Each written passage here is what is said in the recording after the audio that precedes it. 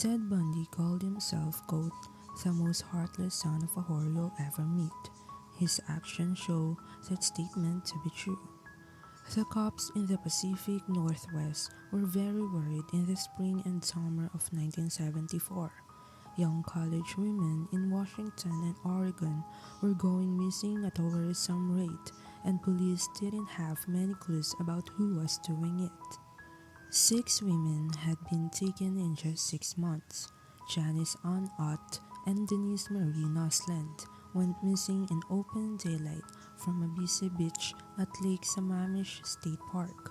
This caused a lot of worry in the area. But the most dangerous kidnapping led to the first real clue in the case. On the day Ott and Nosland went missing, several other women remembered being approached by a man who tried and failed to get them into his car. They told police about a handsome young man whose arm was in a sling. The name he gave them for his car, a brown Volkswagen Beetle, was Ted. After this description was made public, 4 people called the cops and said they knew the same Seattle resident, Ted Bundy. Ted Bundy's ex-girlfriend, a close friend, one of his co-workers, and a psychology professor who had taught Bundy were among these 4 people. But the cops got a lot of tips, and they didn't think Ted Bundy was the killer because he was a clean-cut law student with no criminal record as an adult. He didn't fit the profile of the killer. Ted Bundy, who was one of the most notorious serial killers in history and killed at least 30 people in 7 states in the 1970s, was helped by these kinds of decisions many times. He fooled everyone for a while, including the police who didn't suspect him, the jail guards from whom he escaped, the women he used to get what he wanted, and his wife, who married him after he was caught. But as his last lawyer said, he was, quote, the very definition of heartless evil. Ted Bundy once said, I'm the most heartless son of a whore you'll ever meet. Ted Bundy was born in Vermont, which is on the other side of the country, from the towns in the Pacific Northwest that he would later terrorize. Eleanor Louise Cowell was his mother, and no one knew who his father was, because his mother got pregnant without being married. His grandparents raised him as their own. He thought his mother was his sister for almost all of his youth. His grandfather would often beat both Ted and his mother. When Bundy was 5 years old, his mother ran away with him to live with friends in Tacoma, Washington. There, Eleanor met and married Johnny Bundy, a cook at a hospital. Johnny Bundy officially took Ted Bundy in and gave him his last name.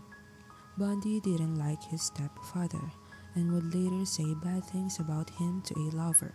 Like that, he wasn't very smart and didn't make much money. We don't know how much else for sure about Bundy's youth because he told different biographers different things about his early years. In general, he said that his life was pretty normal, with dark dreams that affected him deeply, but it's not clear how much he acted on them.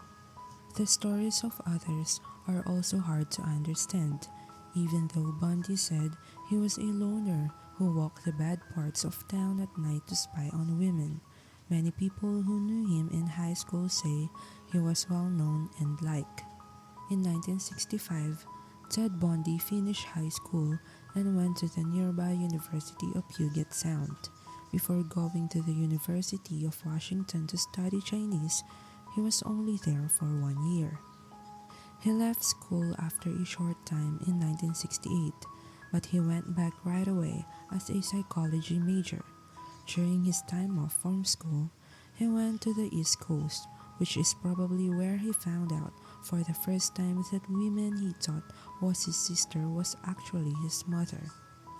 Then when Bundy went back to UW, he started dating Elizabeth Cleofer, a divorced woman from Utah who worked as a secretary at the School of Medicine.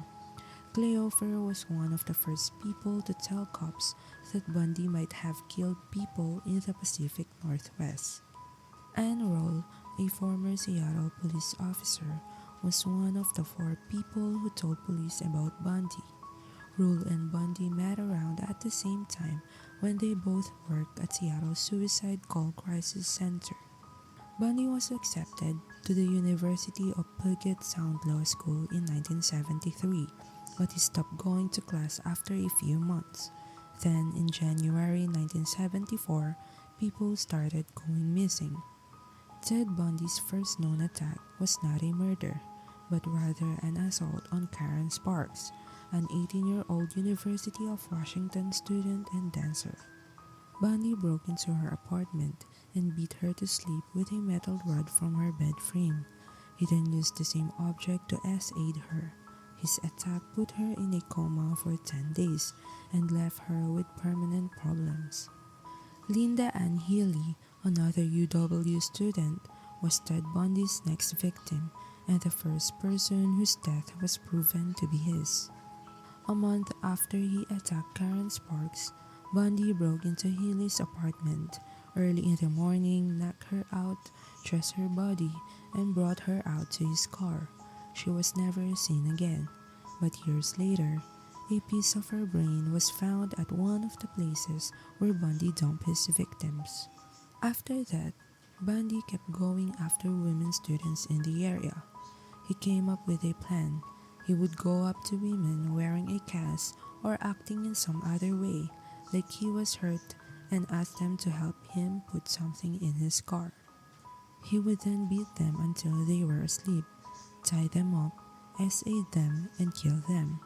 He would then dump their bodies in a remote part of the woods. Bundy would often go back to these places to have sex with the bodies of the people who had died there.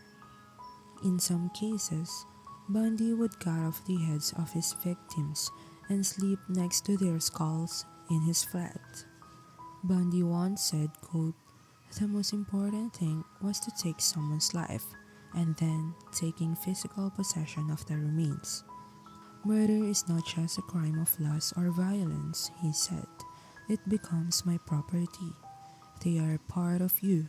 The victims becomes a part of you, and the two of you will always be one. The places where you kill them or leave them become holy to you, and you will always be drawn back to them." Over the next 5 months, Bundy kidnapped and killed Donna Gail Manson, Susan Elaine Rancart, Roberta Kathleen Parks, Brenda Carol Ball, and Georgian Hawkins, who were all college students in the Pacific Northwest. In response to this string of disappearances, the police called for a big investigation and asked several government organizations to help look for the girls. Bundy worked for the Washington State Department of Emergency Services, which one of these groups.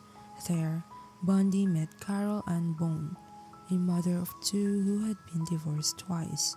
He dated her on and off for years, even though he was still killing people.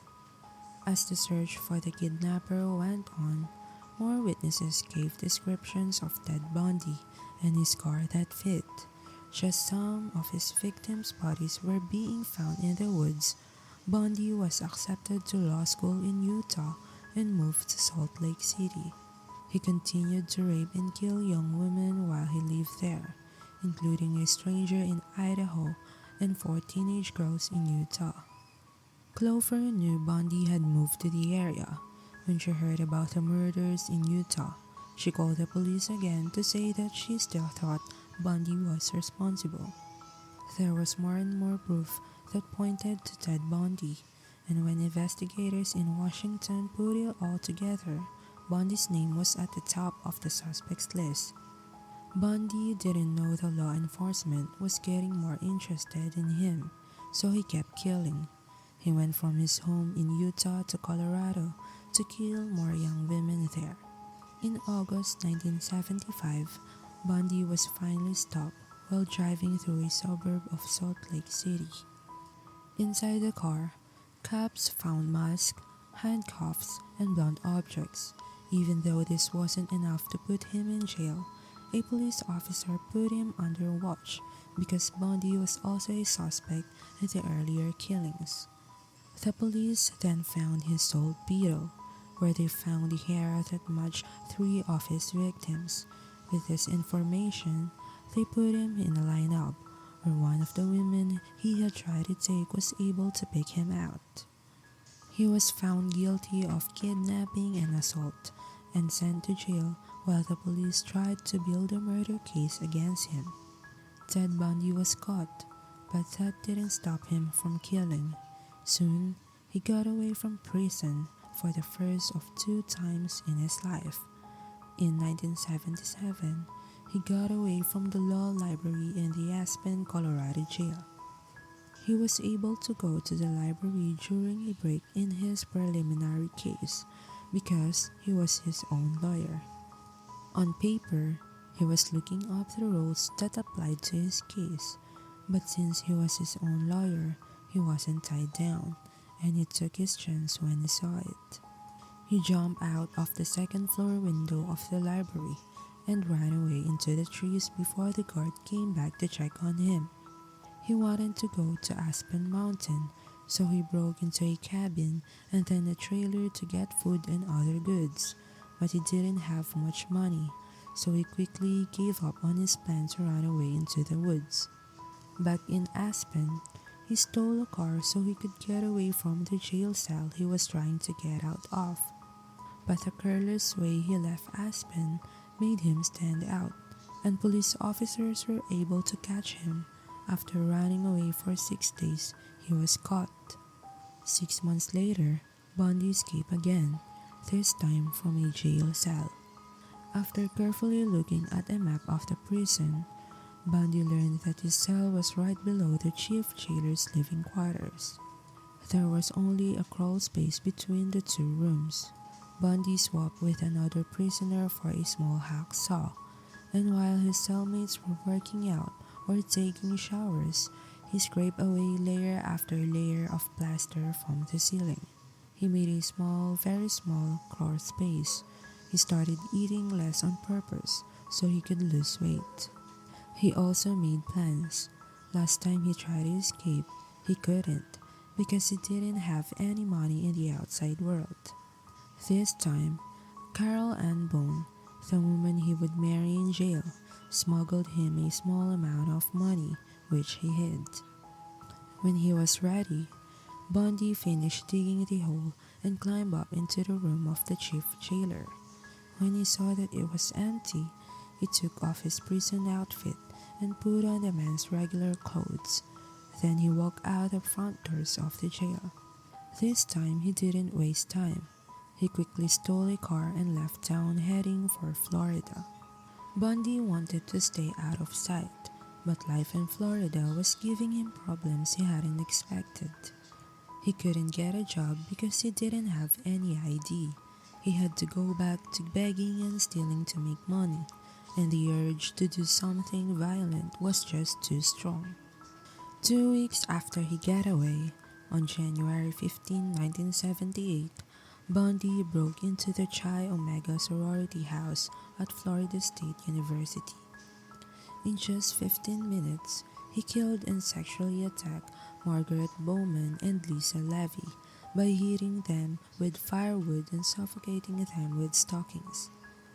Then he attacked Kathy Kleiner and Karen Chandler, leaving them with terrible injuries like broken skulls and missing teeth. Then he broke into Cheryl Thomas' apartment, which was a few blocks away, and beat her so badly that she lost her hearing for good. Still on the run, on February 8, Bundy took Kimberly Dayan Leach, who was 12 years old, from her middle school and killed her. He hid her body on a pig farm. The cops were again called because of how carelessly he was driving. When they saw that his license plates were from a car that had been stolen, they pulled him over. Inside his car, they found the IDs of 3 dead women, which linked him to the FSU crimes. "I wish you had killed me," Bundy told the police officer who was capturing him. During the trial that followed, Ted Bundy hurt himself by not listening to what his lawyers told him and taking charge of his own case. Even the people who had to work with him were scared of him.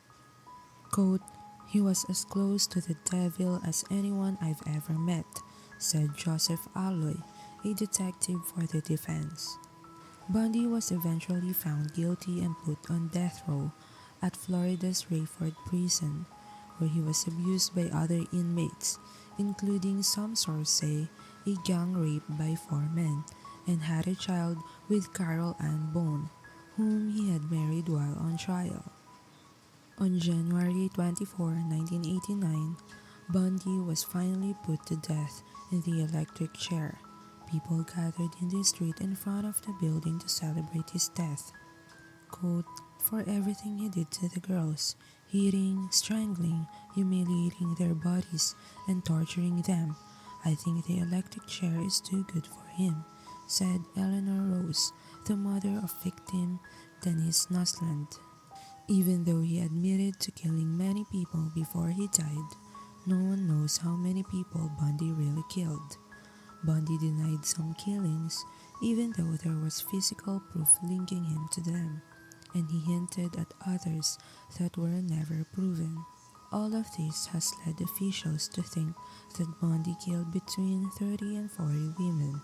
This makes him one of the most famous and terrifying serial killers in American history, and maybe, quote, "the very definition of heartless evil."